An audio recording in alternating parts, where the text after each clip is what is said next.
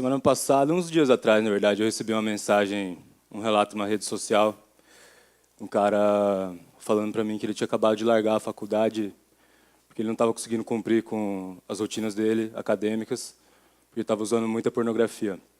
Um tempo antes, eu tinha recebido um outro relato de um cara que falou que ele estava tão estragado que ele chegava a assistir pornografia chorando, mas mesmo assim ele não conseguia parar.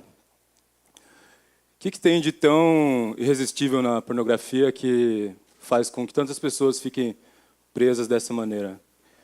Vou contar um pouco da minha história e da minha experiência com pornô. Eu sou artista visual, eu dependo da minha própria criatividade para sobreviver, porque minha profissão não é reconhecida oficialmente nesse país, então eu não tenho emprego fixo, salário, nem direitos trabalhistas. E essa minha sobrevivência, por um tempo, esteve seriamente ameaçada. E porque eu andava muito desanimado, improdutivo, triste, não conseguia criar novos trabalhos, eu não tinha motivação para vender os que eu tinha pronto. E nessa época eu morava sozinho, trabalhava em casa, e eu não tinha dinheiro para nada, mas graças a um vizinho que deixava uma conexão de internet aberta, eu tinha acesso à internet e eu passava um bom tempo na internet. E uma boa parte desse tempo eu passava assistindo sites pornô. Como que isso era um hábito praticamente inquestionável no meu cotidiano. E eu lembro que quando eu era moleque não era fácil ter acesso à pornografia desse jeito. Você tinha que pegar uma revista escondido, comprar uma fita de vídeo, dar um jeito, enfim, tinha que esconder as coisas. É muito diferente. Hoje nós temos uma rede de sites online 24 horas por dia, com milhares de vídeos rodando, é só ter qualquer dispositivo com acesso à internet que a gente acessa. Essa complexa rede de sites, para fins ilustrativos, eu vou chamar de Pornotron hoje. Como foi que entrou na minha vida o Pornotron, ou como que eu entrei nele? Puxando da minha memória, eu lembro que foi em 2007, aproximadamente, quando finalmente a internet banda larga chegou na minha casa, no meu quarto. 7 anos depois, eu estou num quarto, é um fim de tarde, eu devia ter trabalhado o dia inteiro, mas não consegui produzir quase nada, porque eu tinha passado o dia assistindo sites pornô. E eu lembro muito bem nesse dia, eu olhar pela janela e ver o fim de tarde e as pessoas estavam indo para casa do seu trabalho, encerrando um dia comum, né? E aquilo pareceu tão distante para mim. E aí eu olhei para a tela do meu computador e eu vi o vídeo para o qual eu tinha acabado de me masturbar e eu senti um desgosto profundo. Nesse dia eu acho que eu cheguei no meu pior, assim, eu estava realmente esgotado, deprimido. E eu tive uma intuição esse dia. Eu pensei, pô, será que a pornografia está me fazendo mal? Será que ela pode estar me prejudicando? E eu na mesma hora eu fiz uma pesquisa na internet. Pesquisando, para minha grande surpresa, descobri uma comunidade global online de milhares de pessoas, né, em sua maioria homens, extrema maioria homens, que estavam sofrendo com o mesmo problema que eu, com histórias até mais trágicas, assim. Eu li relatos nos fóruns de casamentos arruinados, famílias arruinadas, empregos perdidos por conta disso. Naquele dia eu descobri também uma boa notícia, né, que existia muita gente se recuperando e pegando o caminho de volta através de um processo de regeneração que é chamado de reboot. O reboot, no meu entendimento, ele é um conjunto de 3 coisas, 3 fatores. É uma série de informações e conhecimentos que estão disponíveis, é um conjunto de práticas que podem ser feitas e é um estado de espírito que precisa ser absorvido. E essas 3 coisas, elas funcionam interligadas. Os conhecimentos que a gente tem hoje, o que a gente sabe da interação ser humano-pornografia? O nosso cérebro ele traz algumas respostas. Acontece que o nosso cérebro ele é fácil de ser enganado.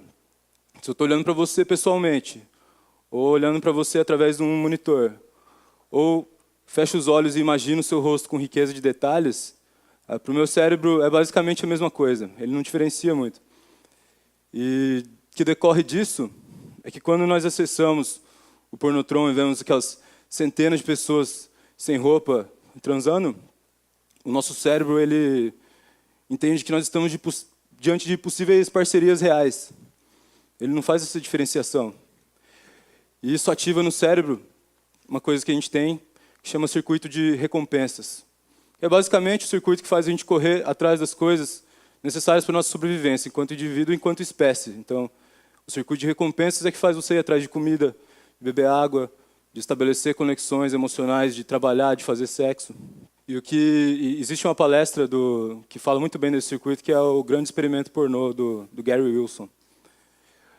E o que mais que a gente sabe, além desse circuito de recompensas, que é hiperativado quando a gente entra no Pornotron?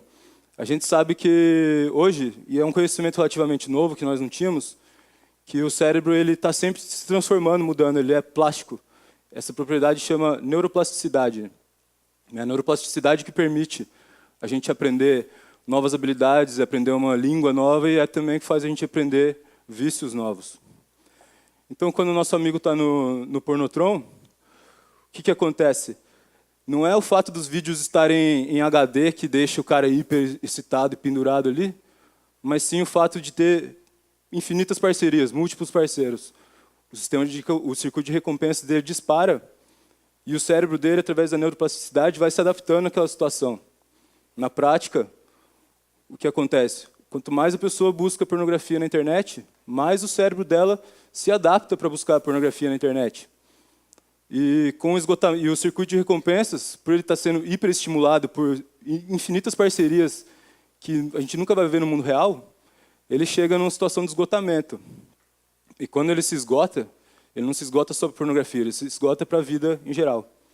Então é nessa hora que a vida começa a ficar, as coisas começam a ficar difíceis, é nessa hora que o cara larga a faculdade, que o cara está triste, desanimado. Isso não costuma ainda mover uma pessoa a parar de assistir pornografia. Como que surgiu essa comunidade do Reboot? Disfunção erétil, resumidamente,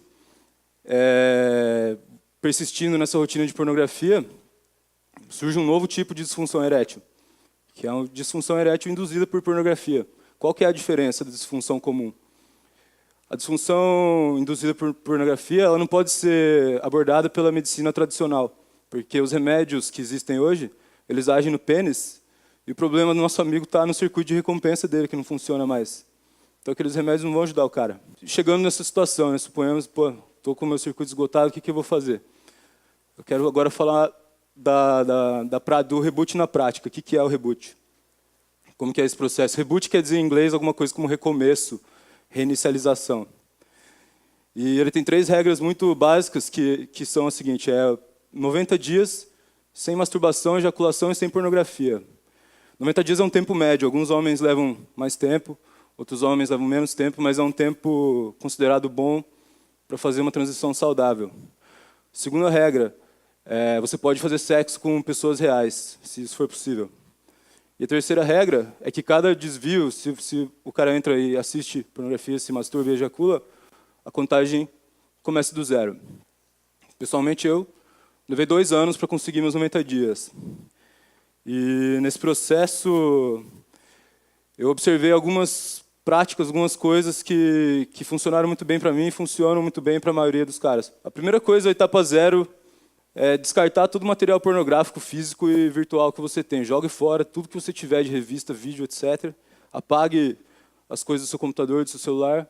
Elimine suas contas em sites pornôs. Comece do zero e não deixe rastros. Na sequência, tem 3 práticas básicas que ajudam muito nesse processo. O primeiro é o diário. O diário é onde você vai fazer a contagem dos dias. Dia 1, dia 2. E você vai relatar como você está se sentindo nesses dias. Eu lembro que quando eu tive minha primeira recaída grave, eu um dia achei meu diário e comecei a ler. E eu fui lembrando, como eu estava me sentindo bem, confiante, como eu estava melhor naqueles dias. E isso me deu a força para retomar meu reboot. A segunda coisa é praticar exercício físico. Inserir alguma atividade física na sua vida, porque, principalmente nos primeiros dias do reboot, você vai acumular tensão, estresse, e além do benefício de uma prática esportiva, aquilo vai te deixar mais tranquilo. Eu costumava, quando eu estava angustiado, eu costumava simplesmente sair andando sem rumo pela cidade. E a terceira coisa que pode ser feita, começar uma atividade nova. Pense em coisas, você vai ter tempo livre, né, agora, mais tempo livre do que você tinha. Então, pense em coisas que você gostaria de fazer. Se você não fez ainda, escolha uma e comece uma atividade nova. Eu comecei, minha proposta para mim mesmo foi desenhar todo dia. E além de me trazer uma paz interior e começar a me trazer novos trabalhos, em decorrência disso, eu aprendi a fazer tatuagem, que hoje é um ofício, mais um dos ofícios que eu exerço. Agora que a gente sabe das práticas, eu queria falar um pouco do estado de espírito do Reboot, né? Eu acho que em algum momento a gente tem que se questionar por que eu corro tanto atrás de pornografia, como que isso entrou na minha vida, né? Porque é tão fácil hoje, né? Se eu entrar no banheiro ali, sacar meu celular, eu já estou nesse mundo aqui. E os estímulos estão em todos os lugares, né? Na televisão, na mídia, na publicidade, nas músicas. Eu lembro outro dia, recentemente, eu estava num lugar e tinha uma televisão aqui em mim.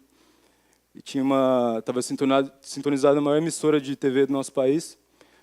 E tinha uma dupla de homens, 2 cantores. E a música deles falava coisas do tipo: eu não estou valendo nada, eu estou sozinho na balada, eu estou bêbado, eu estou fácil. A outra música falava de uma semana de trabalho, de segunda a sexta, que chegava ao fim, e finalmente na sexta e sábado ele ia poder beber e ir atrás de mulheres. Eu questiono muito os valores que são transmitidos na mídia, porque 1 minuto de programação televisiva vale muito dinheiro. A grade de programação é escolhida a dedo. Então, eu acho que eles querem passar alguma mensagem com isso. Isso me deixa pensando, né? Será que tem alguém que está se beneficiando da nossa dedicação à pornografia desse jeito? Será que tem alguém ganhando com isso? Eu lembro de estar vendo um vídeo pornô e pensando nos valores que nesse vídeo estavam sendo transmitidos, né? Eu vejo os valores sociais e os valores na pornografia se refletindo uns nos outros. Nos sites pornô, vários estereótipos e valores que tornam a vida de muitas pessoas um verdadeiro inferno estão sendo reproduzidos. O homem branco, geralmente, ele é o cara rico da história ou ele está em posição de poder sobre alguém. O homem negro, geralmente, é um típico gangster com um falo enorme que está pronto para violentar a mocinha loira. A mulher negra ou a mulher de qualquer etnia que não seja branca, ela é uma aventura sexual exótica. Aliás, qualquer coisa que não seja branco tem a sua categoria no site pornô. Você vai ver lá Black, Asian, Brasil. Vocês já entraram na categoria Brasil para ver que o mundo faz, a leitura que o mundo faz da gente? E eu percebi que a minha sexualidade estava atrelada a um exercício repetitivo que me bombardeava de valores, visões de mundo que eu não concordo. E ainda assim, eu estava mais do que disposto a voltar ali todo dia. Quando essas reflexões, sentimentos foram se encaixando dentro de mim, foi que eu entrei no estado de espírito que me levou adiante no meu reboot. E o reboot ele é um processo pessoal, ele não é uma ciência exata, cada pessoa passa de um jeito por ele. Só que existem alguns desafios no caminho e alguns benefícios que são esperados que são compartilhados por muitas pessoas. Eu queria falar um pouco agora dos desafios. A primeira coisa são os impulsos sexuais. Sexuais não, impulsos masturbatórios, a vontade de você entrar no site pornô e se masturbar. Esse vai ser o seu maior problema no início, foi o meu. Pode ser uma verdadeira tortura. Eles vão vir, os impulsos, e eles vão vir fortes, e é muito provável que você vá sucumbir em um momento ou outro. É importante prestar atenção no que dispara esses gatilhos, esses impulsos dentro de você. A gente está sendo estimulado de todos os lados, né? Na publicidade que explora o corpo da mulher, ou num programa de auditório onde tem dançarinas seminuas que podem muito bem servir de um gatilho pornô. E é importante se manter atento e distante dessas coisas. Eu acho que cancelar a televisão completamente, por exemplo, é uma boa medida nessa fase. E o outro desafio, que para mim foi uma grande surpresa e para muitos é o estágio que nós chamamos de flatline. Flatline é uma alusão àquela linha do medidor de batimentos cardíacos. Quando o coração para, resta uma linha reta, né? E esse é um período onde a libido simplesmente desaparece. A sua energia sexual chega ao zero. E muitos homens, inclusive, relatam a sensação de encolhimento do pênis. Pode ser muito assustador, porque eu me lembro de quando eu estava passando pelo meu flatline, eu vi um casal se beijando na rua, e aquilo pareceu surreal para mim, distante, impossível, inimaginável na minha vida. O meu flatline durou quase um mês. Eu já vi relatos de poucos dias, já vi relatos de flatline de quase um ano. Isso pode trazer um verdadeiro pânico, porque você não sabe quando que a sua energia vai voltar a se manifestar, mas ela volta, isso é garantido, ela vai voltar, e vai voltar de um jeito muito diferente. Queria falar um pouco dos benefícios desse processo. O que esperar de vantagem nisso? Vou contar a minha história, mas pode ser lida em qualquer fórum de reboot na internet. Que primeiro, eu senti um aumento na minha disposição física, no meu vigor físico. Eu comecei a dormir melhor, dormir menos, acordar mais cedo. A outra coisa foi a clareza mental muito grande que veio em mim, uma clareza que eu acho que eu nunca tinha tido, sem a qual eu não poderia nem estar falando aqui hoje. Minha memória melhorou muito, minha percepção melhorou muito, minha concentração melhorou muito. Mas o que mais me surpreendeu foi minha relação com as outras pessoas. Na época do meu reboot, eu namorava. E quando eu fiquei meus 30 primeiros dias longe da pornografia, calhou que eu estava 30 dias sem ver minha namorada, mas no mesmo período. E quando eu reencontrei, ela é uma mulher linda, né? Mas quando eu reencontrei, ela estava mais linda ainda, e eu estava reparando coisas que eu não tinha reparado nela, assim, pequenos detalhes, um jeito de falar, um jeito de olhar uma coisa. E eu fui falar isso com ela, falei, pô, fez alguma coisa? Você está tão bonita hoje. Ela falou, não fiz nada demais e tal. E aí eu comecei a perceber que a minha visão estava diferente, a minha percepção das pessoas estava diferente. Na rua, nos lugares, eu percebi que eu estava sendo melhor tratado, as pessoas faziam contato visual comigo, trocavam ideia. Mas eu percebi que eu que estava também mais receptivo, estava olhando para as pessoas, estava interessado em saber o que elas estavam querendo dizer para mim, cumprimentando as pessoas na rua. E outra coisa que acontece é uma revolução na sua sexualidade muito profunda. Para mim, existe o sexo antes e o sexo depois do meu reboot. Eu poderia ficar falando horas dos benefícios, mas o meu tempo já está chegando de final. E eu queria falar que, primeiro, esse é um recorte de um homem branco heterossexual. É necessário que eu não posso falar para outras pessoas, então é necessário que venham outras vozes falar disso, as vozes dos homossexuais, das mulheres, por exemplo. Eu não sou especialista no assunto, eu não sou especialista em nada, na verdade. Eu vim compartilhar a minha história na esperança de ser útil para alguém, de trazer uma luz nesse assunto. E eu queria dizer que, se tem alguém aqui com esse problema, ou conhece alguém que tem esse problema, saiba que as informações estão disponíveis. Existe muito conhecimento, muita gente trocando ideia na internet sobre isso. Infelizmente, a maioria é língua inglesa. Mas as coisas estão aí. E se você quiser mudar, se tiver um desejo forte de mudança, saiba que você tem todas as ferramentas para operar essa mudança. Fique tranquilo que vai dar certo. Muito obrigado.